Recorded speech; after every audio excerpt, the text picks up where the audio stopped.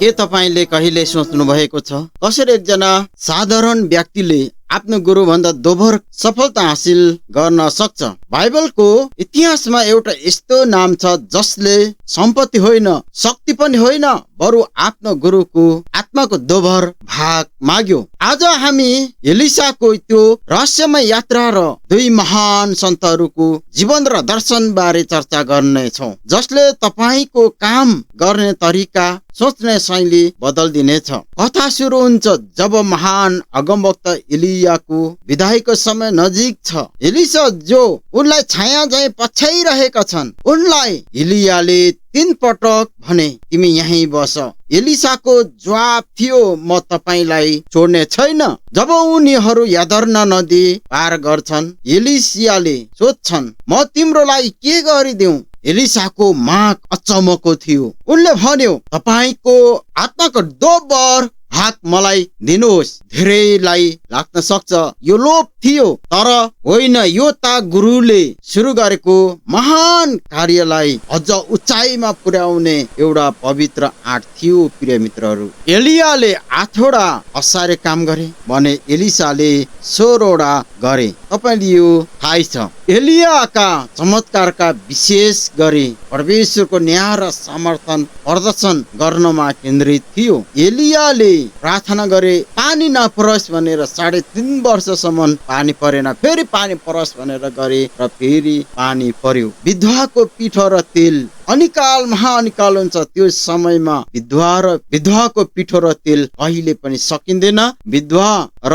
उसको छोरा र एलियाले चाहिँ त्यो खाएर चाहिँ अगाउँछन् अनि बस्छन्। मृतकलाई जीवित पारेको विधवाको छोरालाई पुनः जीवित पारे। कर्नेल पर्वतमा वेदीको भेटी भस्म गर्न आगो खसे स्वर्गबाट, होइन?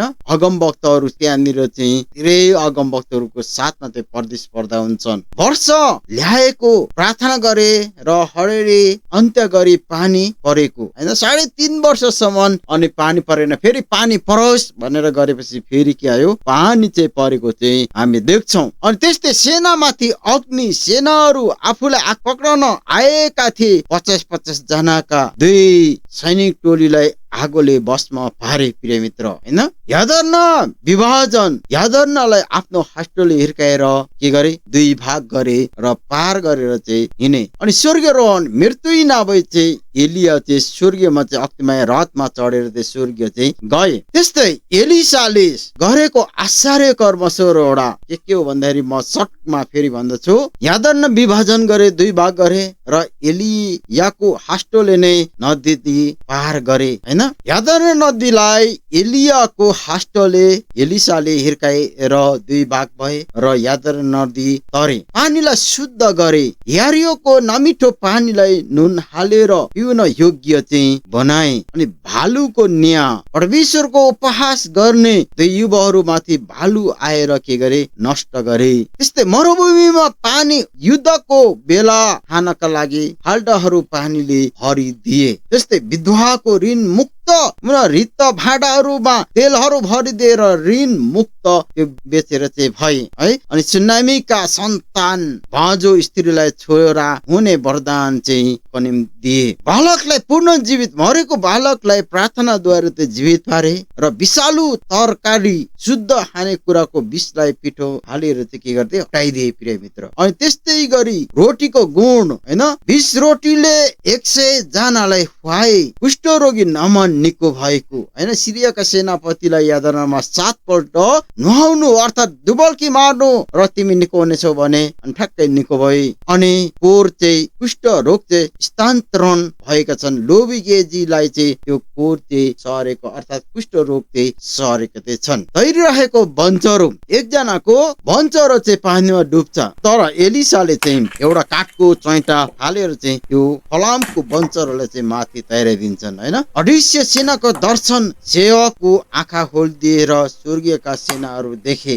अग्निमय रथहरू सहितको सेनाहरू चाहिँ एलिसाको वरिपरि थिए। अरू सेनाहरू पनि थिए र फेरि एलिसालाई चाहिँ स्वर्गीय दूतहरूले चाहिँ घेरिरहेको चाहिँ थिए अनि शत्रुहरूलाई चाहिँ अन्धो बनाए। शत्रुहरूलाई आरामी सेनाहरूलाई अन्धो बनाएर चाहिँ सामरिया पुर्याइदिए है। 250 सेनाको दर्शन सेवकको आँखा खोलिदिएर स्वर्गीयका सेना देखाइदिए। दृष्टि फिर्ता होइन, ती अन्धा भएका सैनिकहरूको आँखा फेरि सामरियामा पुगेपछि खोलिदिए र च्यानबाट अन्तिममा च्यानबाट एलिसाको हड्डी छुने बित्तिकै मरेको मानिस जीवित भए। हालेलुया। उनको मृत्युपछि पनि चमत्कार चाहिँ भए। आमेन। सन्त अगस्टिन भन्नुहुन्छ परमेश्वरले संख्या गर्नुहुन्न, उहाँले त काम पछाडिको हेर्दै हेर्नुहुन्छ।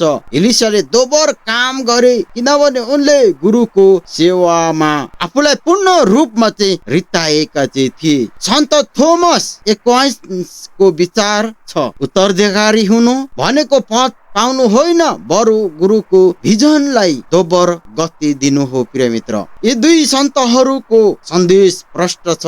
यदि जग बलियो छ भने त्यसमाथि उभिने मानिसले अझ टाढासम्म देख्न सक्छन् भन्ने कुरा एउटा विशाल वरको रूप थियो, जसले वर्षसम्म आधीबेरी जेल्यो उसको एउटा हाँगाले भन्यो, म पनि तपाईले जस्तै फल दिन चाहन्छु। जब त्यो हाँगाले जमिन छोयो, उसले पुरानो रुखको भन्दा धेरै क्षेत्रफल ओगटे र धेरै फल दियो। प्रिय मित्र, संसारले भन्यो यो नयाँ रुख त पुरानो भन्दा शक्तिशाली छ, ठुलो छ, तर त्यो नयाँ रुखले हावामा हल्लिँदै भन्यो, म धेरै फलिरहेको छु, किनभने मेरो जरा अझै पनि त्यही पुरानो रुखको अनुभवसँग जोडिएको छन्।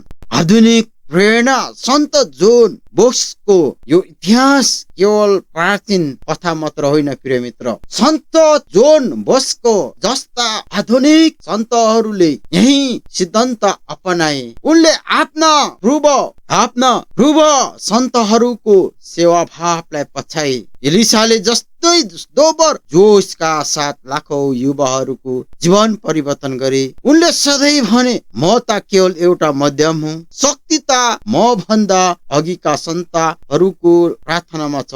प्रिय मित्र, आजको भागदौडको संसारमा हामी अक्सर एक्लै सफल हुन खोज्छौं, तर एलिसाको जीवनले सिकाउँछ कि यदि हामी कसैको पदतापमा हिँड्न तयार छौं भने मात्र हामी धेरै अगाडि बढ्न सक्छौं। तपाईको जीवनको एलिया को हो? तपाईँ कसको मार्गदर्शनमा आफ्नो कार्यलाई दोबर बनाउन चाहनुहुन्छ? कमेन्टमा पक्कै लेख्नुहोस्। यदि यो भिडियोले तपाईको मन छोयो भने लाइक सब्स्क्राइब गर्न नबिर्सिनुहोस्। अर्को भिडियोमा अझै यस्ता प्रेरणादायी सन्देश लिएर आउनेछौँ। हस्त धन्यवाद। परमेश्वरले तपाईको जीवन सेवाका स्वस्थ परिवारमा आशिष दिनुभएको होस्। आमेन।